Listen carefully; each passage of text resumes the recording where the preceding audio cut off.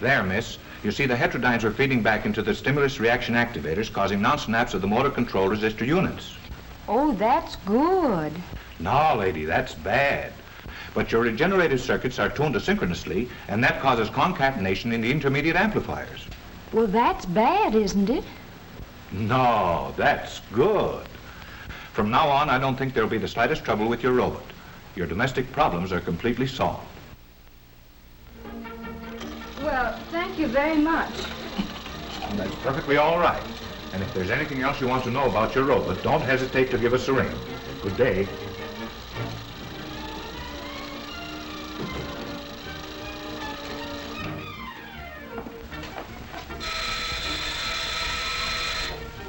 Rollo, answer the door.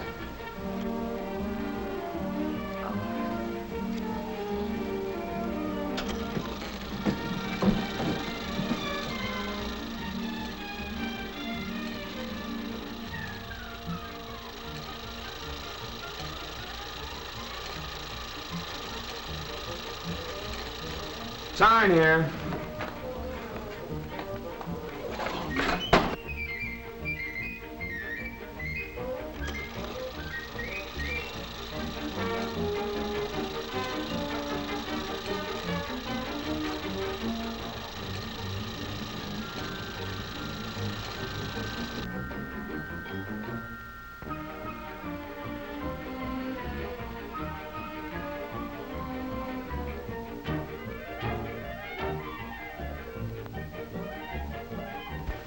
Lars, Rollo, fix.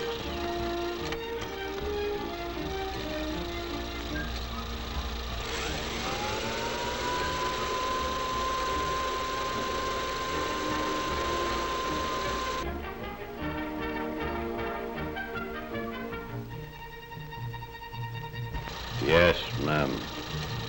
Rollo, get.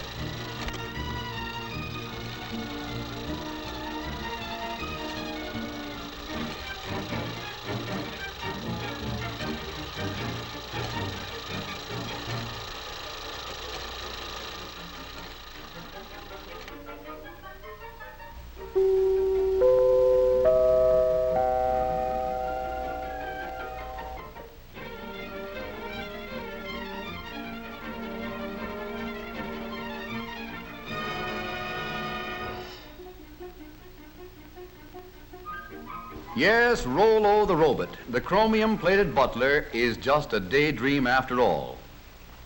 But not so Rollo's little brother and sister robots, the millions of small mechanical servants that never ask for afternoons off, the amazing machines and gadgets that almost seem to think for themselves. The tiny clockwork brains and heat regulators on our kitchen stoves apparently do almost everything except read the cookbook. Thinking machines like this keep golden brown slices of toast from turning into slabs of charcoal and keep the coffee hot until we're ready to start dunking. Then there's a tea kettle that's been trained never to boil dry. When the water is gone, the kettle simply pulls out its own attachment plug. And here's a gadget that ought to rate a bow from every dog in the country, a Fido Feeder that never forgets when the pup is dining home alone and the rest of the family is dining out. What's more, it tells him when to come and get it. In offices and schoolrooms, too, robots have learned to turn on the lights. This little electric eye measures the amount of daylight coming in the windows. When the light level outside drops below the requirement for good visibility, this robot throws a switch, and the first bank of lights goes on. No robot machine has ever been accused of being absent-minded or careless at its work. Here, a robot that never sleeps nor winks, nor looks out the window, stands guard over the men who work at this giant press. As long as the robot can see the man, the press won't budge an inch, and that's mighty important on a big job like this. Did you ever hear of anyone getting his lap caught in an elevator door? That can't happen here, because as long as there's anything in the way, this door can't close. Step back, please. There's plenty of room in the rear of the car. All right, then, don't step back. Just take a deep breath and hang on to yourself. One little robot, for example, always remembers to serve drinks when it sees anyone walking around with a thirst. A beam of light is aimed across the fountain and into an electric eye. When the beam of light is broken by a solid object, such as this head, the electric eye control opens the faucet and there's your drink. This particular device is an automatic fire sprinkler. Someday, maybe someone will invent a robot that can take a joke. Some robots have even learned to fly. Tiny automatic brains in giant airliners, sensitive to the slightest change in balance or direction, relieve the busy pilots of the job of keeping the wings level, the nose on the horizon, and the plane headed in the right direction. Don't look now, but this motor car is simply full of robots.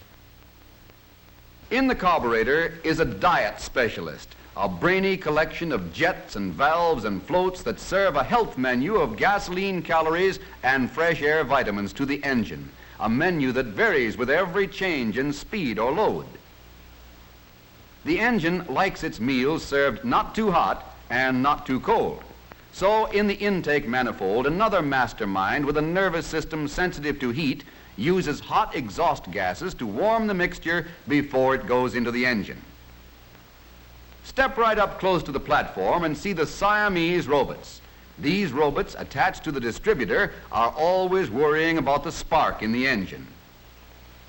One is sure that the spark ought to be advanced. The other is equally sure that it ought to be retarded just a trifle. But they never argue.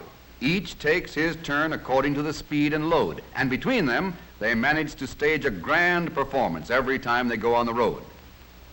One little robot, a very small but intelligent brain, sits up back of the engine in the voltage regulator and keeps close tabs on the generator to see that the generator makes enough current to keep the battery fully charged, but not too full. And still another deep thinker rides way up in front. Its job is to keep water from cooling off in the radiator until the engine is warmed up to a good working temperature. Then, in the vacuum power gearshift, there's a robot strongman who thrives on almost nothing at all. With a bit of a vacuum, this sturdy fellow can almost shift for himself if we'll just tell him what we want him to do. Robots have even taken up the art of dial twisting in our radios. All we need to do is push the button and listen. Driving wouldn't be half so much fun if we didn't have that phantom crew of intelligent robots to help us. Every day in our homes and offices, as well as in our motor cars, hundreds of these little robots are doing more things for us than we realize, taking care of the routine tasks and leaving us free to live and work and play in greater ease and comfort and safety.